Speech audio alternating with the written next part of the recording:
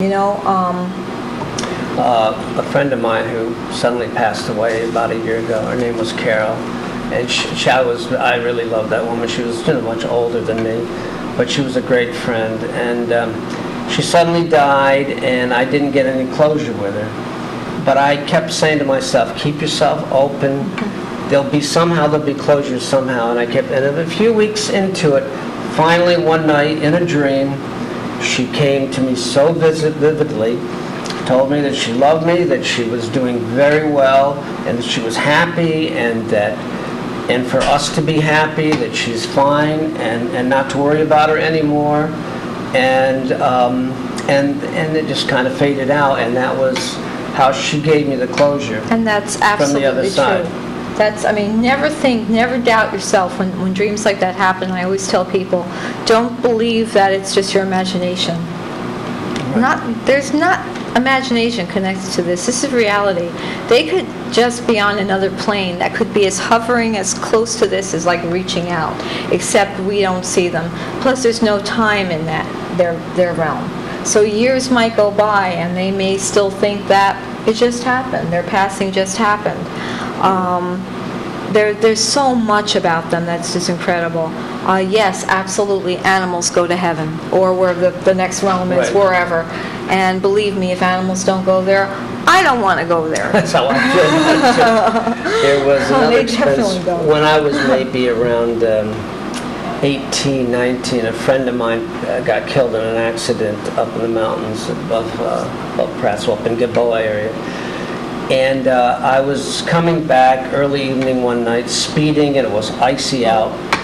And just about where she got killed in the accident, because I was speeding, I was also drinking, of course. So you are so naughty. I you was shouldn't naughty. do that. Especially when icy. Oh my. All of a sudden, you could feel the fingers in the hand hit the side of my knee so hard, knocked my foot off the gas pedal. You could feel the fingers, that kind of pressure. And I said, thank you, Lorenda. That was her name, Lorenda. And knocked me right, knocked my foot right off the gas pedal. That was my first real physical shock that you could actually feel the hand, touch. I've also, this is a bit of a curiosity too, I've actually felt spirits' hands where, I don't get this part, I wish I could explain it, where they feel solid. I once felt the hand, this sounds nice, I felt the hand of my deceased father. Right. Yes. And he was solid and cold, but solid, like a solid hand. Oh, wow. And I'm wondering, I guess he manifested then just to say hello. And of course, after like all these years of doing this, when my father's hand touched mine, I became a screaming lunatic and ran out of the room. all the coolness. It's like, oh, I've seen it all, I've done, ha ha ha. And then, but when you get touched by the hand in the bedroom, that's when that was scary. Another thing that happened to me. It was in Coxsackie, New York. I was in a very old schoolhouse, probably from early 1900s, and I was on the bottom floor with a lot of little classrooms, and they were showing us, because we were thinking about renting it for the nonprofit that I was involved with, and we went into this furnace room area, and I felt a little strange in there, and all of a sudden I got like bees buzzing in both ears, and I thought, wow, this is weird. I stepped back out of the furnace room into the hallway, and I could hear all these little kids chattering, laughing, running up and down the hallways. And now that school's been closed many, many years. Wow. But the residue from that was there, and I couldn't. And then I asked the person who was showing us, they said, yeah, this is where the small kids were down in these classrooms. But I still picked all that up from them. So it's a place memory. Yeah. It's not, nobody had to die to have a place memory. It was just there. Oh, that's very interesting. And I was shocked that I picked it up like that, So think like, even in terms of like when we're in our homes, and if, let's say we were having a fight, a terrible fight with a relative or something, and there's screaming and ranting going on. Like how some people unfortunately have violent fights in their home, right. And the energy is left behind. That energy is not much different than a spirit energy. So I remember there was one time when I was studying under this priest. I used to sit in one part of his sun porch and feel so depressed every time I sat in this one corner of his sun porch. And I was like, God, why do I feel like this? I felt every time I was there, I was suicidal. I felt like I just wanted to crumble up. And so he says, interesting. He's like, where you're sitting every time you come here, that's where the 16-year-old severely depressed girl who used to live here wrote in her diary every night. Oh, wow. Now, it wasn't that she was dead. Right. It was simply that she wrote there her innermost, teenage angst and whatever was going on. So I was picking up that. When you're ultra sensitive, you pick up all kinds of stuff. And, sometimes it's not that fun. No, I know, because it has been scary. There was another time when I first came, about, I think it was maybe, 30 years ago. I rented an apartment, and I had bought a lot of antiques, because I loved antiques back then too. And all of a sudden, at night, the shade would go up on my door, or the door, after it was locked, would actually unlatch. Or other times, I'd have half a glass of water on the counter that I left, and next thing I know, I'd heard it fall on the floor. Well, that was strange enough, but then, maybe at 3 in the morning, from this other room, it was like a bedroom, then the kitchen, then this other bedroom, I'd hear 2 little girls laughing and chatting, but I really couldn't hear what they were saying. I just heard the laughter. I would get up and I'd say, what am I listening? I'd go into that room, nothing. It wouldn't. I'd try to go back to bed. Maybe 20 minutes later, I'd start hearing these 2 little girls laughing and chattering again. And I'd go back and it would stop again. And this went on for. Finally, I got to me where I just gave up the apartment and went and left. But I could not understand any of it. Ghostly children could be very creepy. I mean, yeah, they could I don't know what happened there, how it ended, how they got there, or anything. Can a spirit come off on an antique piece of furniture Absolutely. Or anything like that? Can it be brought in? Yes, absolutely. Not only antiques, but something even closer that we wear, jewelry. Jewelry. And when you're picking up stuff, particularly from an estate sale, and when people buy like used engagement rings, wedding rings, you got to be really careful, because especially with like rings of like an engagement ring, or actually any piece of jewelry. When I do some of my readings, I do something called psychometry, which is holding an object and getting the vibes from the object.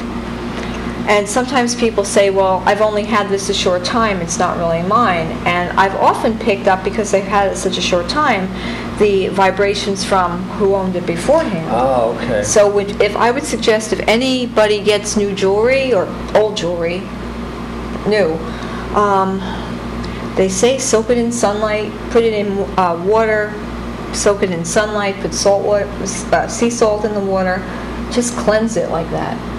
Cleanse it from anyone else's energy. You don't want anybody else's mojo on your jewelry. It's just like, and antiques. I mean, everything has a history.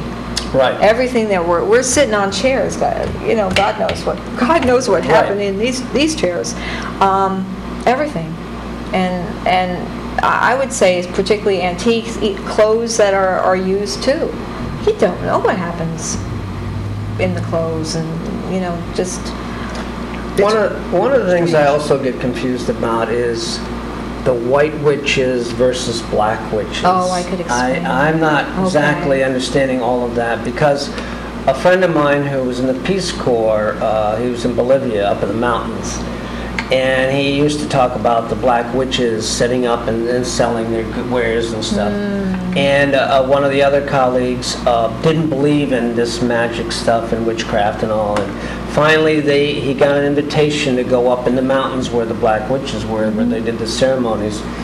And I guess when he got back, he wouldn't even talk about it. He said the guy was so white and shaking and so upset, he wouldn't talk about it. He said, I believe, and he would never speak about it again. Well, and I don't know what happened, but as far as I know, rather and not to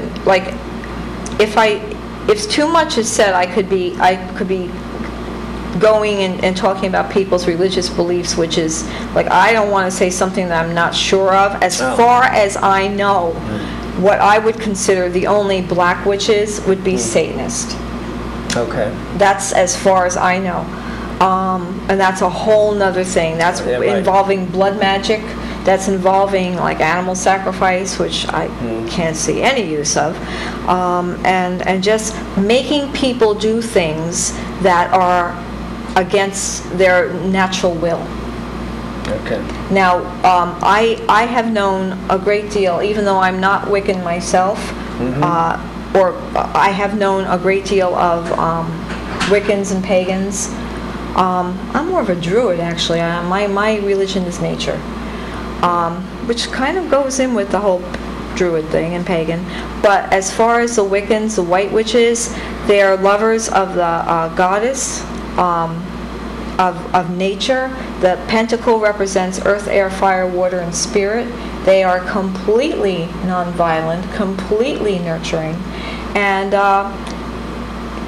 not supposed to do any kind of spells to make people do what they would not normally do.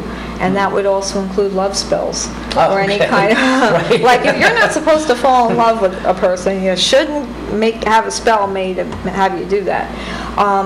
As far as the black witches, and my grandparents came from Western Europe, and we heard a lot about that, what goes on in the Black Forest.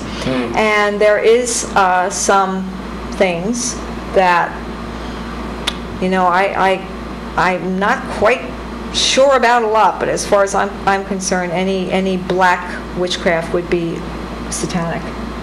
Yeah, that's what my feeling Would just was, too. be it. I mean, and that, as you see, the pentagram would be reversed, and I always see it with the points up like two horns, and that's how you know that's in the devil way. The satanic way is when the points are up. The points are up. So you got to be careful with that. And I mean, unfortunately, or people can do what they want, but I know for a fact people are still doing that, and it's bad. I mean, blood magic, bad, no matter what. In all the experiences, have you ever run into a situation where you ran into a feeling of a demon or anything like that? Oh yeah. I've actually had mothers come to me telling me to look at their child, and they think that there's something in their child. And a couple of times, I have to tell you, I think there was something in their child. And I was not set up to be I'm not a priest. Right. But I did suggest they go to one. Yeah. It was kind of interesting because my first trip to England, I was only 18, and I went by myself pretty much. And usually when teenagers go to England back in the swinging, like the punk rock era, right? They go partying and dancing. Right. I go to England, and my first date or my first invitation was by a priest who said, "Do you want to go see an exorcism?" Oh, wow. That kind of set the course of my life. I actually didn't go see that exorcism. You didn't? No, I didn't. But they were what they called rescuing the demonic spirits, getting them out of houses. There was a whole bunch of newly built houses in this one section that was on ground that was so bad. Okay. The birds wouldn't land. Oh, wow. Pets were dying. Babies were born in bad shape. And so, yeah, I absolutely believe. And the Jesuit priests that I met over there are very into, like, they accept the, yes, I believe there's good and evil, and you have to kind of balance both. And you have a choice of which way to go. And yeah, I've had people coming to me saying there's all kinds of strange things going on in their house at night. I've been to house investigations where we've had to, like, put sea salt and crystals around. Smudge. The Native Americans use the smudge sticks. Of the sage, with the sage. I mean, it's been quite an interesting 29 years. Have you been in houses where you did the recordings to pick up the voices? Like you see on TV, yeah, ghost hunting shows? you know, I wanted to do that in houses. The best I have is an actual phone message from a guy that we know that had passed. We got the message after he passed on our phone, saying that he was all right. And we actually, this guy Terry, that was a friend of ours, he had passed like 3 days before he left the phone message on our machine saying that he was all right and everything. And we took the tape. It was back in the 80s, so we had it on cassette tape, and we took it to a few people, and they did some things on it, and we still have the tape. So one day, you're welcome to hear it. And it's it's sort of creepy because it does have a bit of the static behind it. You can hear the voice coming through. It's clear as day. And he says he's fine, he's there, he's just speaking slower, and you could hear the static. A lot of the times, spirits have tried to contact their loved ones on phones. Now there's a lot of phones to contact loved ones on. There's cell phones, there's all kinds of media, there's computers, for God's sake, they're coming through.